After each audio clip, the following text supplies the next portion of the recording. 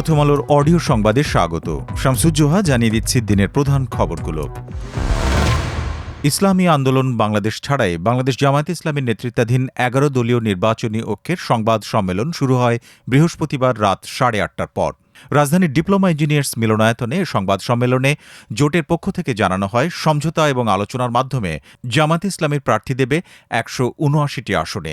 এছাড়াও এনসিপি ৩০ আসনে, খেলাফত মজলিস ১০ আসন, এলডিপি ৭ আসন, নেজামে ইসলাম পার্টি ২ আসন, আমার বাংলাদেশ পার্টি ৩ আসন এবং বাংলাদেশ ডেভেলপমেন্ট পার্টি ২ আসনে লড়াই করবে। সংবাদ সম্মেলনে উপস্থিত ছিলেন বাংলাদেশ জামায়াত ইসলামের আমির ডাক্তার শফিকুর রহমান, এনসিপির আহ্বায়ক নাহিদ ইসলাম, বাংলাদেশ খেলাফত মজলিসের আমির মামুনুল হক, এবি পার্টির চেয়ারম্যান মুজিবুর রহমান মঞ্জু, খেলাফত মজলিসের মহাসচিব আহমদ আব্দুল কাদের সহ শীর্ষ নেতারা। এই সংবাদ সম্মেলনে ইসলামী আন্দোলন বাংলাদেশের কোনো প্রতিনিধি উপস্থিত ছিলেন না। জোটের নাম দেওয়া হয়েছে ১১ দলীয় নির্বাচনী ঐক্য। বৃহস্পতিবার বেলা ১১:৩০টার দিকে আসন সমঝোতা চূড়ান্ত করতে রাজধানীর মগবাজারে জামায়াতের কেন্দ্রীয় কার্যালয়ে বৈঠকে বসে জামায়াতে ইসলামী সহ ১০ দলের শীর্ষ নেতারা। বৈঠকের সূত্র জানিয়েছে, কোন দলকে কতটি আসন দেওয়া হবে সেটি নিয়ে আলোচনা হয়। দুপুরে চলমান বৈঠক থেকে বেরিয়ে জাতীয় গণতান্ত্রিক পার্টি জাগপা সহ সভাপতি ও মুখপাত্র রাশেদ প্রধান সাংবাদিকদের জানান, ইসলামী আন্দোলন বাংলাদেশের সঙ্গে আসন সমঝোতা নিয়ে আলোচনার জন্য দায়িত্ব দেওয়া হয়েছে বাংলাদেশ খেলাফত মজলিসের আমির মামুনুল হককে। জামায়াতের সঙ্গে আসন সমঝোতা নিয়ে টানাপোড়েন চলছে ইসলামী আন্দোলনের। এর ফলে ইসলামী আন্দোলনের নেতৃত্বে কয়েকটি দল নিয়ে নতুন সমঝোতার আলাপ ওঠে। তবে জামায়াতে ইসলামী বা ইসলামী আন্দোলনের পক্ষ থেকে আলাদা হয়ে জোট গঠনের আনুষ্ঠানিক বক্তব্য পাওয়া যায়নি। নিজেদের অবস্থান থেকে কিছুটা সরে এসেছেন ক্রিকেটাররা।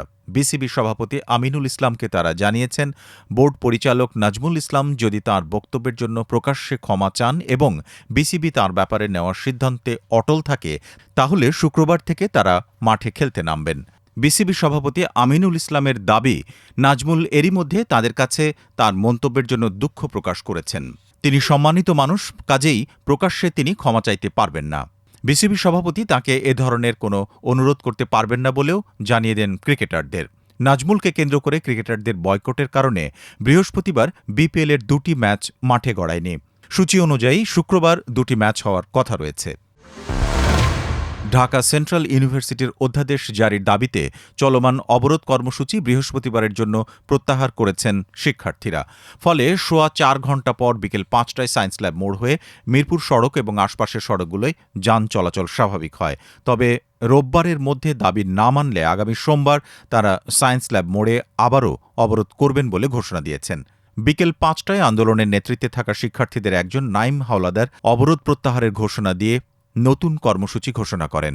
তিনি বলেন, রোববারের মধ্যে সরকার ঢাকা সেন্ট্রাল ইউনিভার্সিটি অধ্যাদেশ জারি না করলে সোমবার তারা সায়েন্স ল্যাব মোড়ে আবারও অবরোধ করবেন। অধ্যাদেশ জারি না হলে সেদিন শিক্ষার্থীরা অধ্যাদেশ মঞ্চ তৈরি করবেন। পরবর্তী কর্মসূচি সেই মঞ্চ থেকে ঘোষণা করবেন। যুক্তরাষ্ট্র মধ্যপ্রাচ্যে একটি বিমানবাহী রণতরী পাঠাচ্ছে।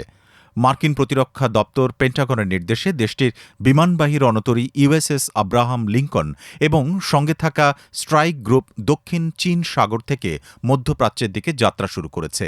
বৃহস্পতিবার যুক্তরাষ্ট্র সংবাদ মাধ্যম নিউজ নেশনের এক প্রতিবেদনে একথা বলা হয়েছে। ভেনেজুয়েলার সাম্প্রতিক অভিযানের কারণে বর্তমানে মধ্যপ্রাচ্য বা ইউরোপে যুক্তরাষ্ট্রের বিমানবাহী কোনো রণতরী মোতায়েন নেই। এমন এক সময়ে যুক্তরাষ্ট্র মধ্যপ্রাচ্যে রণতরী পাঠাচ্ছে যখন ইরানের সঙ্গে দেশটির উত্তেজনা তীব্রতর হয়েছে। যুক্তরাষ্ট্রের প্রভাবশালী সংবাদ মাধ্যম দ্য ওয়াল স্ট্রিট জার্নাল জানিয়েছে, গত অক্টোবরে মার্কিন প্রেসিডেন্ট ডোনাল্ড ট্রাম্পের নির্দেশে ভূমধ্যসাগর থেকে বিমানবাহী মার্কিন রণতরী ইউএসএস জেরার্ড আর ফোর্ড ক্যারিবীয় অঞ্চলে পাঠানো হয়।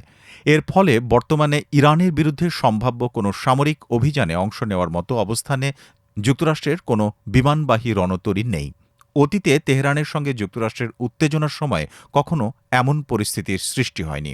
মার্কিন নৌবাহিনীর এক কর্মকর্তার বরাতে ওয়াল স্ট্রিট জার্নালের প্রতিবেদনে বলা হয়েছে, বর্তমানে ক্যারিবীয় অঞ্চলে যুক্তরাষ্ট্রের ১২টি যুদ্ধজাহাজ মোতায়েন করা আছে। সে তুলনায় বর্তমানে মধ্যপ্রাচ্যে দেশটির যুদ্ধজাহাজ রয়েছে ৬টি। লাতিন আমেরিকার দেশ ভেনেজুয়েলায় সম্প্রতি ট্রাম্প প্রশাসন সামরিক অভিযান চালিয়ে দেশটির প্রেসিডেন্ট নিকোলা মাদুরো এবং তাঁর স্ত্রী সিলিয়া ফ্লোরেসকে তুলে নিয়ে যায়। এর আগে ক্যারিবীয় অঞ্চলে দেশটির বৃহত্তম বিমানবাহী রণতরী ইউএসএস জেরাল্ড আর ফোর্ড মোতায়েন করা হয়। এই ছিল এখনকার মতো। প্রথম আলোর অডিও সংবাদ শুনুন আমাদের ইউটিউব চ্যানেল, ফেসবুক পেজ এবং prothomalo.com-এ।